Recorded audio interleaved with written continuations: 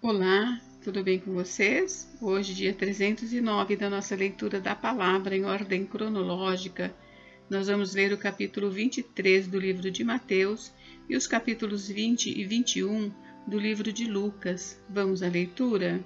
Mateus, capítulo 23. Jesus censura os escribas e os fariseus. Então Jesus falou às multidões e aos seus discípulos.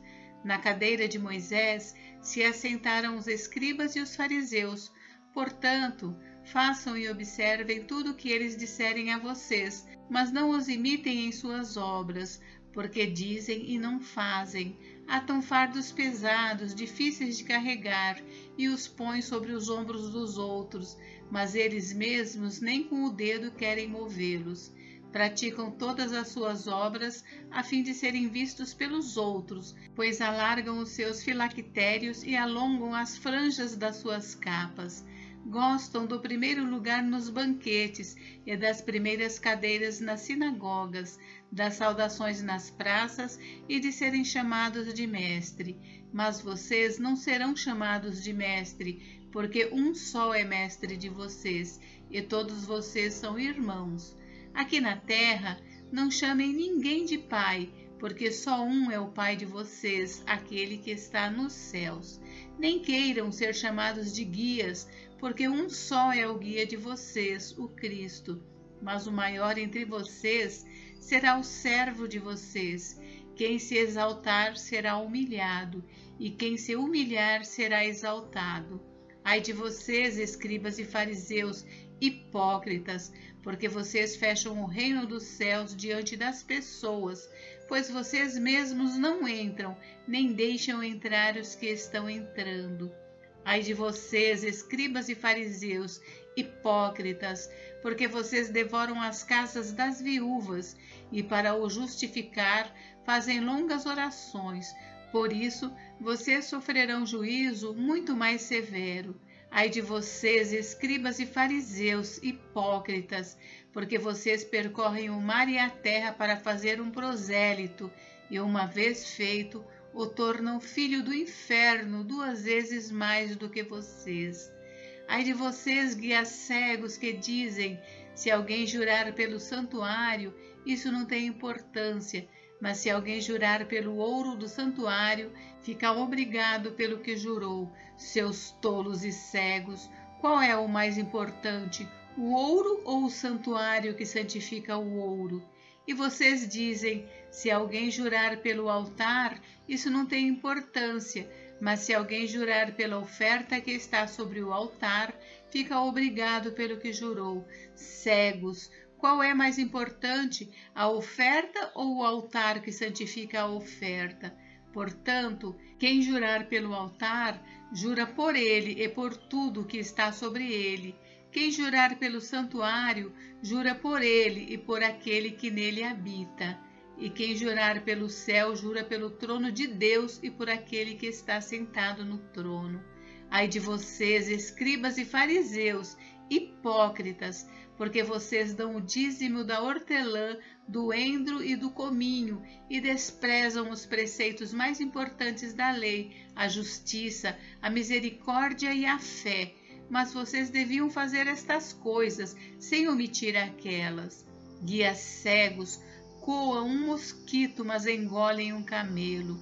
Ai de vocês, escribas e fariseus hipócritas, porque vocês limpam o exterior do copo e do prato, mas estes por dentro estão cheios de roubo e glutonaria. Fariseu cego, limpe primeiro o interior do copo, para que também o seu exterior fique limpo. Ai de vocês, escribas e fariseus hipócritas, porque vocês são semelhantes aos sepulcros pintados de branco, que por fora se mostram belos, mas interiormente estão cheios de ossos de mortos e de toda podridão. Assim, também vocês por fora parecem justos aos olhos dos outros, mas por dentro estão cheios de hipocrisia e de maldade.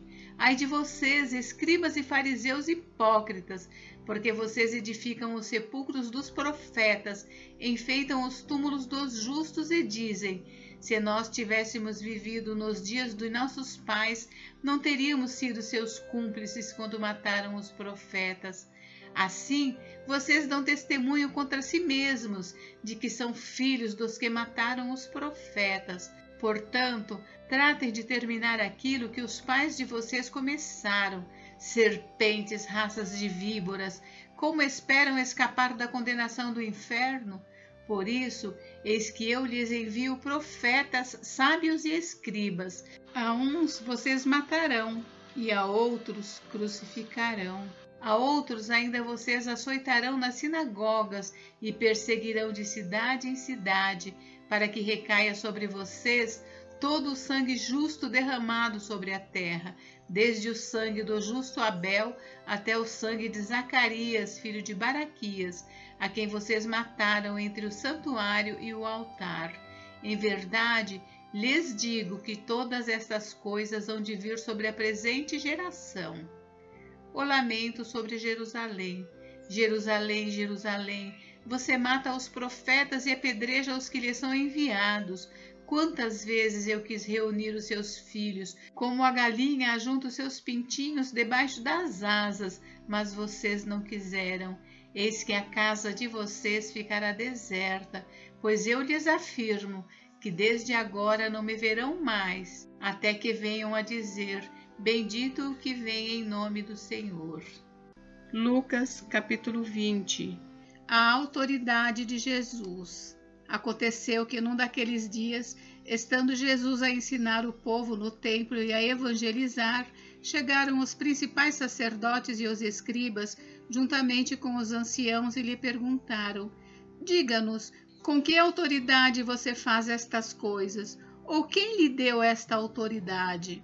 Jesus respondeu: eu também vou fazer uma pergunta a vocês. Digam, o batismo de João era do céu ou dos homens? Então discutiram entre si. Se dissermos do céu, ele dirá: por que não acreditaram nele? Mas se dissermos dos homens, o povo todo nos apedrejará, porque está convicto de que João era profeta. Por fim responderam que não sabiam de onde era. E Jesus lhes disse: eu também não lhes digo com que autoridade faço estas coisas. A parábola dos lavradores maus.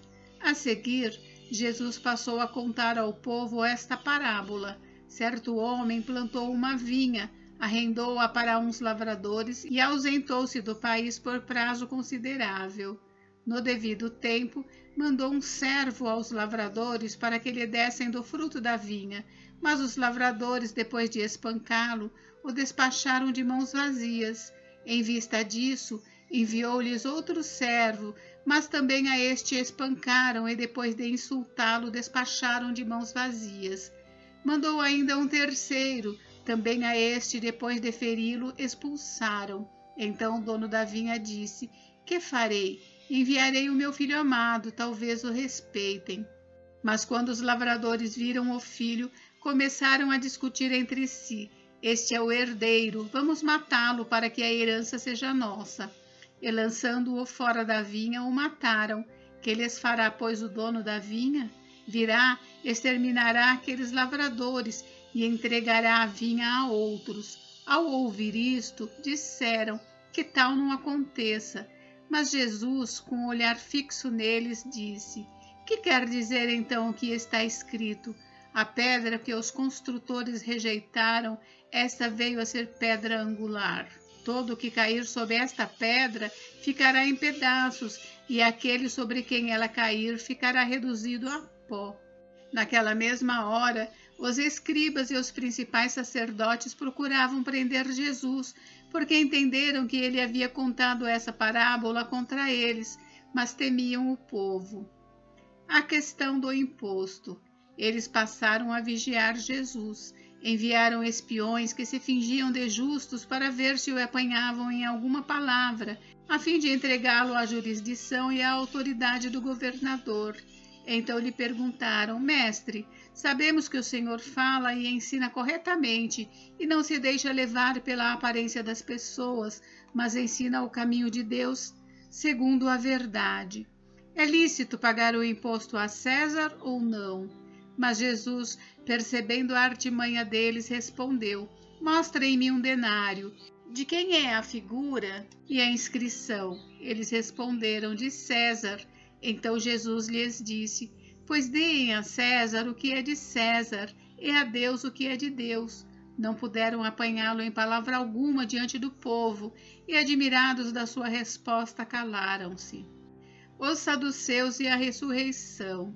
Chegando alguns dos saduceus, que dizem não haver ressurreição, perguntaram a Jesus: Mestre, Moisés nos deixou escrito que se um homem casado morrer sem deixar filhos, o irmão desse homem deve casar com a viúva e gerar descendentes para o falecido. Ora, havia 7 irmãos. O primeiro casou e morreu sem filhos. O segundo e o terceiro também casaram com a viúva, e assim foi com os 7. Todos morreram sem deixar filhos. Por fim, morreu também a mulher. Portanto, na ressurreição, de qual deles a mulher será esposa? Porque os 7 casaram com ela. Jesus respondeu: Os filhos deste mundo casam e se dão em casamento, mas os que são considerados dignos de alcançar a era vindoura e a ressurreição dentre os mortos não casam nem se dão em casamento, pois não podem mais morrer, porque são iguais aos anjos e são filhos de Deus, sendo filhos da ressurreição. E que os mortos ressuscitam, Moisés o indicou no trecho referente à sarça, quando afirma que o Senhor é o Deus de Abraão, o Deus de Isaque e o Deus de Jacó. Ora, Deus não é Deus de mortos, e sim de vivos, porque para ele todos vivem. Então alguns dos escribas disseram: Boa resposta, mestre, e não ousaram mais fazer perguntas a Jesus. O Cristo, filho de Davi. Mas Jesus lhes perguntou: Como se pode dizer que o Cristo é filho de Davi?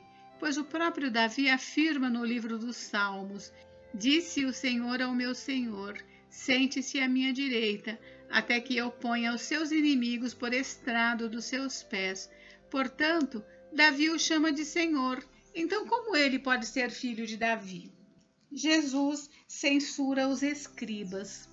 Quando todo o povo estava ouvindo, Jesus disse aos seus discípulos: Cuidado com os escribas, que gostam de andar com vestes talares e muito apreciam as saudações nas praças, as primeiras cadeiras nas sinagogas e os primeiros lugares nos banquetes. Eles devoram as casas das viúvas e, para o justificar, fazem longas orações. Estes sofrerão juízo muito mais severo. Lucas, capítulo 21. A oferta da viúva pobre. Jesus estava observando e viu os ricos que lançavam seu dinheiro na caixa de ofertas. Viu também certa viúva pobre lançar ali 2 pequenas moedas. Então Jesus disse: Em verdade lhes digo que esta viúva pobre deu mais do que todos, porque todos esses deram como oferta aquilo que lhes sobrava. Esta, porém, da sua pobreza, deu tudo o que possuía, todo o seu sustento.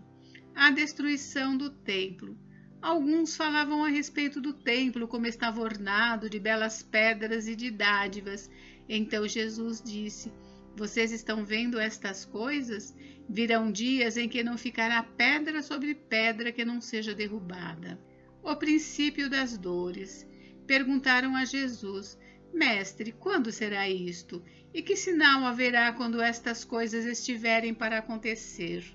Jesus respondeu: Tenham cuidado para não serem enganados, porque muitos virão em meu nome dizendo: Sou eu, e também chegou a hora. Porém não vão atrás deles. Quando vocês ouvirem falar de guerras e revoluções, não fiquem assustados, pois é necessário que primeiro aconteçam estas coisas, mas o fim não será logo. Então Jesus lhes disse: Nação se levantará contra nação, e reino contra reino. Haverá grandes terremotos, epidemias e fome em vários lugares, coisas espantosas e também grandes sinais vindos do céu. Antes, porém, de todas estas coisas, vocês serão presos e perseguidos. Vocês serão entregues às sinagogas e lançados nas prisões. Serão levados à presença de reis e de governadores por causa do meu nome. Isso acontecerá para que vocês deem testemunho. Tomem, pois, a decisão de não se preocupar com o que irão responder, porque eu lhes darei palavras e sabedoria, a que não poderão resistir nem contradizer todos os que se opuserem a vocês. E vocês serão entregues até por seus próprios pais, irmãos, parentes e amigos, e eles matarão alguns de vocês. Todos odiarão vocês por causa do meu nome, mas não se perderá um só fio de cabelo da cabeça de vocês. É pela perseverança que vocês ganharão a sua alma. Jerusalém sitiada. Quando, porém, vocês virem Jerusalém sitiada de exércitos, saibam que está próxima a sua devastação. Então, os que estiverem na Judéia fujam para os montes, os que se encontrarem dentro da cidade saiam dela, e os que estiverem nos campos não entrem na cidade, porque esses dias são de vingança, para se cumprir tudo o que está escrito. Ai das que estiverem grávidas e das que amamentarem naqueles dias, porque haverá grande aflição na terra e ira contra este povo.